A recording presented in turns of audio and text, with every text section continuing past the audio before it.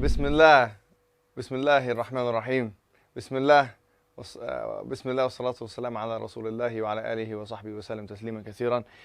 We're going to start, guys, in this is the second, obviously, as you know, lesson that we're doing. And today we're going to be talking about metaphysics and the hard problem of consciousness. Now, before we continue with what we're doing today, it's important to recap what we've done last time, right? So let's do this, right? Inshallah, what you've got in front of you, you've written the learning objectives. I'm going to give you guys 5 minutes to answer the following question. You're going to have that time. You're going to do it by yourselves. I'm not going to help you. You're going to write a question and you're going to write down the answer, yeah? And the question is, briefly outline, put this down. And at home, please, guys, if you are obviously following the first lesson, write the same question down. If not, at least try and verbalize an answer for yourselves internally, or just say it to yourself. Outline, or briefly outline, the three main schools of philosophical thought. So I want their names, okay? And the positions of each school. So I briefly outline the three main schools of philosophical thought, the ones that we've covered last lesson, right? And tell me what they say, basically. Yeah. So I'm going to give you guys 5 minutes to write that down, and then we'll come back, have a feedback session, and we'll talk about what comes next.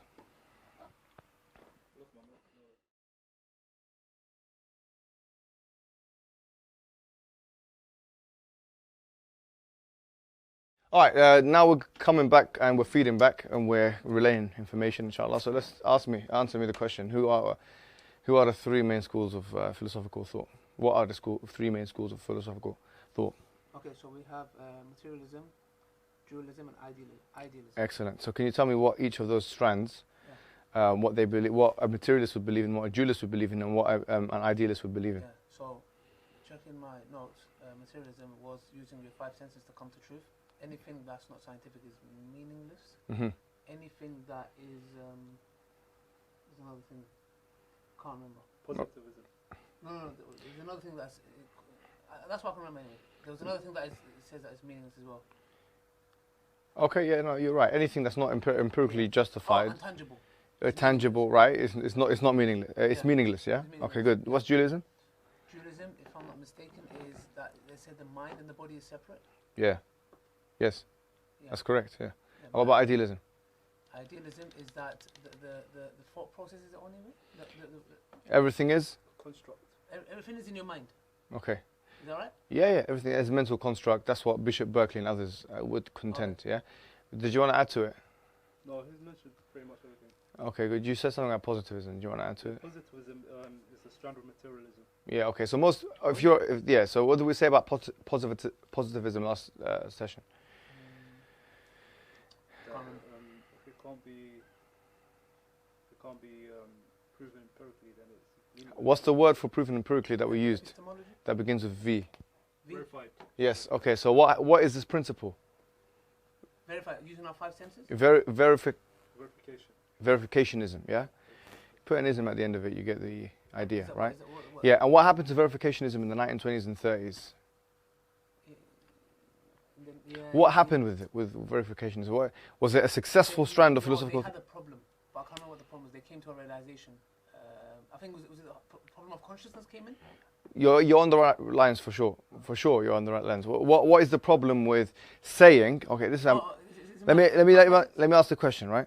What's the problem with saying that anything outside of the five senses is meaningless? So then you negate the mathematics.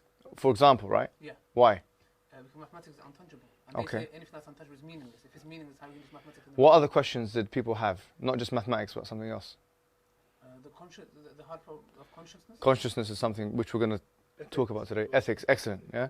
So these are things which are intangibles. Okay. Yeah, they're not tangible, but which to the majority of people exist, Yeah. and which can't be denied. Even more profound is that the system of science, the method of science, the scientific method, is itself a metaphysical construct, is itself based on logical principles. Because principles like falsificationism, verificationism, these principles are themselves not tangible, are they? Deduction and induction. Yeah, we're going to come to that in the third session, all right? But these things are themselves not tangible. So if you say that everything that's not tangible is meaningless, For science in the bin. well, put the scientific method in the bin, it's meaningless. Yeah. And so you're supporting it's irony, right? It's a circular argument, in a sense. Do you understand how that works? Yeah, it is actually, because they're saying the whole point is anything that's unscientific is meaningless, Mhm. but then you're doing the same thing with science. Okay, why? Go, expand that point. Because they're saying anything that's not scientific is untangible, Yeah. but then the scientific method is based on something that's intangible. Perfect, yeah? Excellent. All right, today we're going to be honing in on the hard problem of consciousness. We kind of talked about in the previous session, as you said. The hard problem of consciousness is something which has plagued much, the materialists in a sense, and it's something which there's a heavy debate on, which we're going to talk about and try and simplify in the easiest ways possible. 3 learning objectives today, which you've, inshallah, written down. Number 1 is to know the main contentions against materialism. Okay, so what are the main arguments against this materialism? And we've already kind of established some of those in the previous session. So this is kind of linking into the previous session, right? Number 2, to understand the hard problem of consciousness. We've already discussed the hard problem of consciousness. We've already talked about some of the issues regarding consciousness. But we want to go into detail with this in a bit more, right? Number 3 is to make a judgment on materialist claims regarding reality. These are the 3 learning objectives, okay?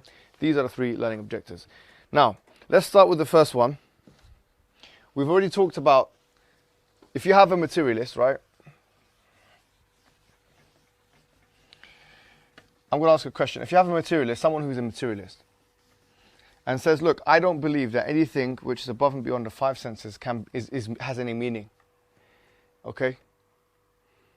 In bullet point form, write down 3 arguments you'd put against them, okay? Whilst I put something on the board, okay?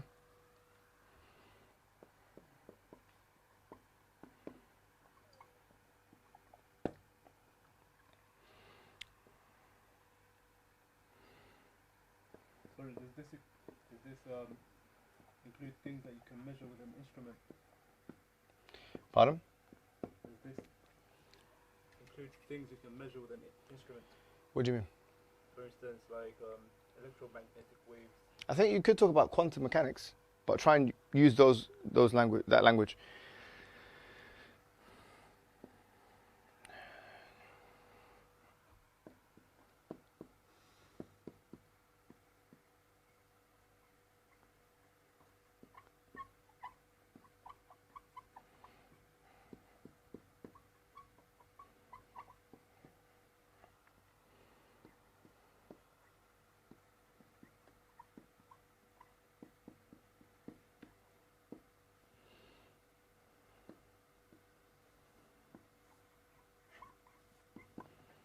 Okay. So what would you say, Ali?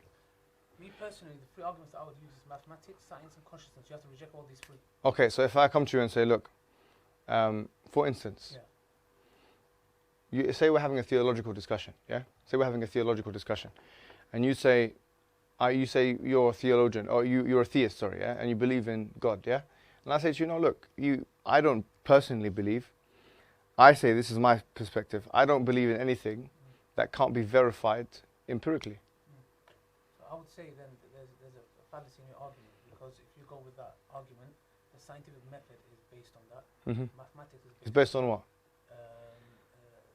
What did you say? Something which can't be verified empirically. Yeah, empirically. So for example, you cannot empirically use science. Yeah? What do you mean? Like science, the scientific method is intangible. Okay, so it's not physical, is it? Yeah, so therefore you can't use science. Okay. You can't come to the scientific truths that you base your life on. Mathematics is the same. You can't do it because it's intangible. It's Mm-hmm. not, Mm-hmm. it's not physical. and then your consciousness, the hard problem of consciousness. So Which I we're would going to say- come to, right? You're going to come to. So I would say all these three, you can't use your thought process because Mhm. it's intangible. Mm-hmm. If you can't use your thought process, you can't use science. If you can't use science, you can't use maths. All three interlink because science uses maths, and to use maths and science, you need your brain. Okay. Consciousness. So that's Well, we'll talk about the brain, but you're certainly on the right track, and that is a correct argument for sure, yeah? Haidar, is there something you want to add to it? Yeah, I'd like to add quotations, what you can't sense. Okay. So things that are outside your realms of sensing as a human being, Such as? such as, for instance, bees and other insects, they can sense chemicals in the air, or they can see different colors.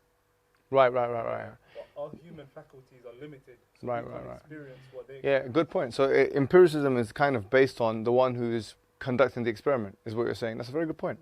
also like frequency, like sound frequency. Yeah, so you're limited by your instruments, both your human instruments and the scientific instruments. And there's a whole discussion on quantum mechanics on this, because quantum mechanics is where instruments cannot see, we cannot actually see what's going on underneath the subatomic world. So it's all kinds of assumptions going on there. And there's a whole discussion on that. So that's absolutely correct. Well done. Yeah. You're also assuming that you're the most complex and most superior creation can be. That could be argued, but you're definitely on the right track. Okay, the hard problem of consciousness is called the hard problem of consciousness. It's because, from a physicalist perspective, and what did we say physicalism was? Something that's tangible. Physicalism is a synonym for.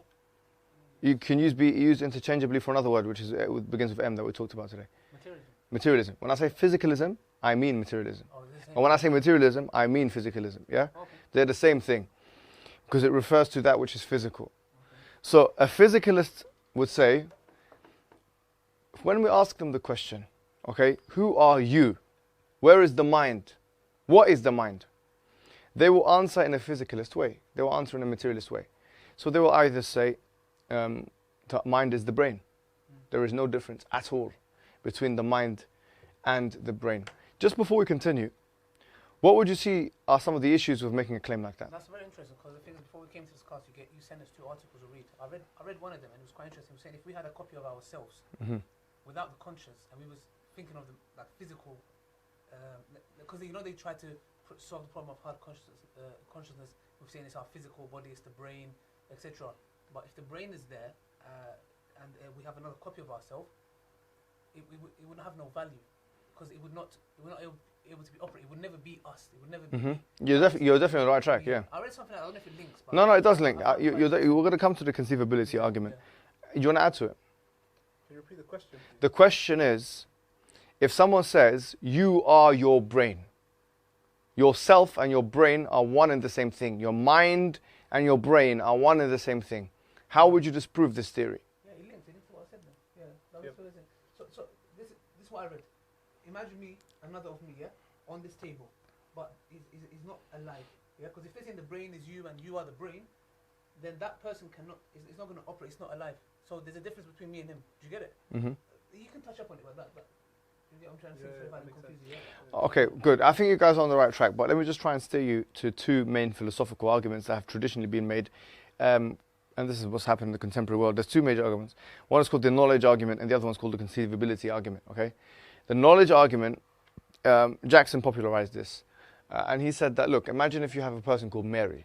Yeah, you have a woman called Mary, and she lives in a world. She lives in a room, and everything is black and white. Everything in the room is black and white. Now, her reality is black and white.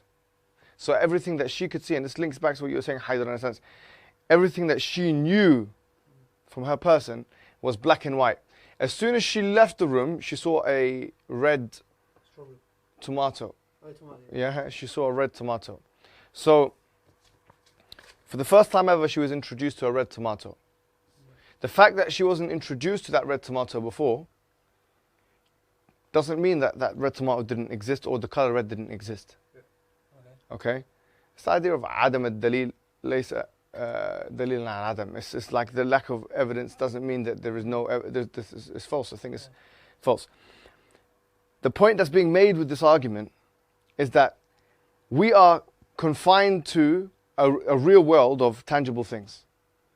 We can't see certain things, and therefore we assume that those things don't exist. It's pretty straightforward argument. However, to be completely fair, Jackson himself, from what I've read, he kind of takes it back afterwards because it's not a very watertight argument. So today I'm not going to focus on this argument because I don't think it's a watertight argument. I could see myself many counters to this argument. It's not a very strong argument. Okay, so we're going to cross it out in a sense, but it's good to know that it exists. The conceivability argument, also known as the zombie argument or zombie philosophy or things like that, is the idea that, think of this, is it possible to conceive, and this is more like a thought experiment, is it possible to conceive that we have a replica or a human being, everything is in that human being, but that they have no conscious, they have no consciousness. So recently this has been adjusted. Me and Hamza had a conversation, there's a video on it, and me and Faraz had a conversation with this, and there's a video on that as well. We adjusted it to kind of robots. So let's say, for instance, and this is for us, put it this way, and I think it's a very good way of putting it, yeah? Say, for instance, we make a replica of Ali. We make a replica, a physical replica of Ali, such that all of the material constituent parts that make Ali Dawah today are made in a clone form. Okay, so everything physical, your brain, your hair, your heart, everything physical about you, we clone it to the letter, yeah, in a genetic formatting that is completely precise, 100%. Or we have a Haidar 2.0. Everything about Haidar is 100% cloned. Okay. That'll be interesting. Is that other person you? Well, if you... Is that other thing, is that Haidar 2.0 you, or is that Ali 2.0 you? Yes or no? Okay, so Think about it. Say is that your consciousness is a product of all the different neuronal links made in your brain. That's what a materialist would say. Yeah. So, but I guess what they would like in a spiritual sense is your soul. Yeah, but you can't just say that you believe in a soul. We're looking at it philosophically, right? They reject that. No, they say it's your brain. What you call soul is your brain. If your brain dies, Yeah. you die. What I'm saying right now, if we made a clone of Ali Dawah, It's not me. it's not you. Everything about it is completely cloned. Everything to the letter is completely cloned, but it's not you. It looks exactly like me. Yes. But the inner aspect of it is not me. Okay. Even if I kill this thing, Yeah. it's a robot. Yeah. Yeah. Am I committing murder? No. Why not? Explain. No, why not? Because it's not alive. It's not conscious. It's not here. It might be here with a physical body, but it's not here. It's important at this stage to understand what is consciousness. In the dictionary definition, being conscious, it could just be, say, a state of awareness. Okay, so you can put this down. Consciousness, from a vernacular perspective, is like a state of general awareness. But from a philosophical perspective, we're talking about a first-person, subjective experience. And remember, we talked about this before. A first-person, subjective experience, we're talking about how we feel, how we see things, how we interact. These are the questions, right? Now, we cannot assume that robot will have that intuition. Yeah, that computers have consciousness, right? We cannot assume that computers have feeling, that they have first-person subjective experiences. So the thing that separates you from that robot, Ali Dawah, that Ali Dawah 2.0, is that robot does not have first-person subjective experiences. And we cannot assume that that robot has first-person subjective experiences. Another point to be noted is this, is that if we're saying that we are our brains, and our brains and us are one and the same thing, then it's clear, scientifically we know, that our cells are always replaced. Our cells are always replaced. So your brain today is not your brain 10 years from now. So if you were your brain, you are not today who you were 10 years ago. Physically, yourself has changed. But let's go back, and this is something which interestingly has been written about, and this is a book you can refer to. Very good book written by Raymond Tallis. It's called Aping Mankind. It's a book which really hammers this point home and he is an expert scientist and an expert philosopher, so he holds both kind of credentials and has worked in the field for many years. And his point is that it's not possible. Sorry, there's a bit of profanity in this thing. he says it's not possible. This guy Raymond Tallis, he says it's not possible, right? He makes the point that it's not possible for our brains to be ourselves, and he makes a whole host of arguments which you can read. Here's a smaller book here, a smaller book as well, which is written. Small arguments can easily be more easily succinctly summarized in this book. In this book here, I've just come across that book quite recently. The first one's called Aping Mankind. This one, so it's called The Kingdom of Infinite Space. Okay. Yeah, I think I've just come across it quite recently, actually, to be honest with you. Anyways, so the point we're making here is that it's not conceivable that if we have an Ali 2.0, that Ali 2.0 will be, alive in the same way that you're alive, and conscious in the same way that you're conscious, having the same first-person subjective experiences as you do. But then when we conceive of it like that, the question is, so where did this consciousness come from? If we can't if we cannot instill consciousness into things. So for example, if we want to make an Ali 2.0 with exactly the same mechanics and the same aesthetics and the same functions even the way it acts is the same as you. We've programmed it to the T, right? But it doesn't have that missing ingredient. What is that missing ingredient, and can it be obtained physically? Is there an ingredient called consciousness, a physical ingredient called consciousness, that we can somehow obtain? Because the answer has always been no. Why? By nature of the fact that consciousness is a first-person subjective experience, and science is third person. This is very profound. If consciousness is first person, and science is third person, they can never be one. Science can never track and be consciousness, and consciousness can never be science or scientific.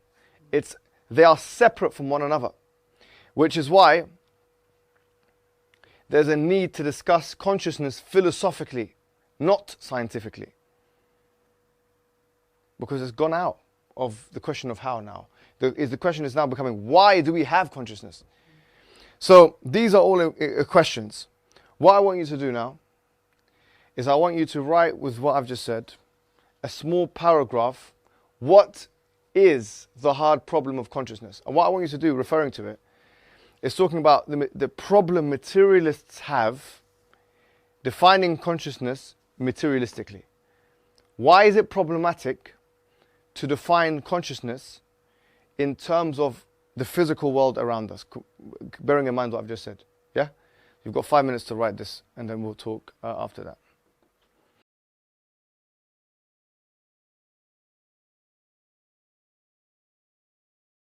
Go on, so tell me. No, because I saw the dumbbell, the 2 kilogram dumbbell, but... Anyways, yes. I was doing concentration. Okay, so basically... Let's start with Haidar, please. Okay, so what I've got is consciousness cannot be quantified, as consciousness is a first-person experience. All peoples experience consciousness on a subjective level. Materialists make a third-person argument that is based on a collective understanding on a non-subjective matter that requires a physical interaction. Excellent. Well done. That's quite interesting, actually. You answered my question of It's very good. first-person experience and a third-person experience. So what we're saying is scientists are trying to give an understanding when they're not in it. Well, science works in the third person. Remember, you're always doing something. Science, you're doing an experiment to something. Okay? You're doing an experiment to something. Okay. That interaction is like it, right? That's third person. Yes. It's not I. Yes. I is me. Yeah? You can't say that's science. That's no longer science. Okay? Go ahead. So, is there anything you want to... No, do you want to add to it? Read out your one, please. There's nothing I've had. Well, to be honest, I just wrote materialists are in a dilemma with this problem, like, the hard problem of consciousness. And to say that if you make an exact copy of me, it is me, it's totally wrong. If my brain is my conscious, then when my brain cells renew itself, I should become a different person. Just one of that. Okay, that's another angle. That's very good. Okay. Now, guys, we're not going to spend too much time because we do have another session on this, right? Another session coming up. The point is this. We started off by talking about metaphysics and the hard problem of consciousness, okay? And bring this back to what we do, right? As having discussions on theology with people of different religions, and especially atheists, etc. And our theme, our organizational theme of deconstruction and then reconstruction, yeah? Because this is effectively what we're actually doing, right? They will come with, or some people come with certain absolutist claims, which we can now, I believe, deconstruct. So the absolutist claims is that, well, if I can't see it, it doesn't exist, right? Or if I can't verify it, it's meaningless. Those claims are now easily deconstructed. And by the way, they have very low currency in the world of philosophy. They have very low currency now.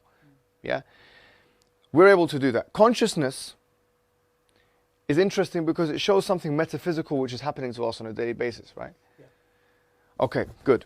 So with that, I am going to conclude this episode. Okay, this lesson. This is the first lesson. We've made it abbreviated so that it's easy for consumption. And what now you can be able to see is that you can make a judgment on the materialist claims, some of the contentions that they've done, so that we've actually achieved our learning objectives. I do believe the word consumption has a negative connotation to it. If we can use something else, it would be quite... No problem, we'll do that after I consume coffee and have a break. And guys at home, you can have a break as well, because we're going to be going to the third and final episode of critical thinking. It's going to be about truth and falsehood and probability. Inshallah, join us for the next episode.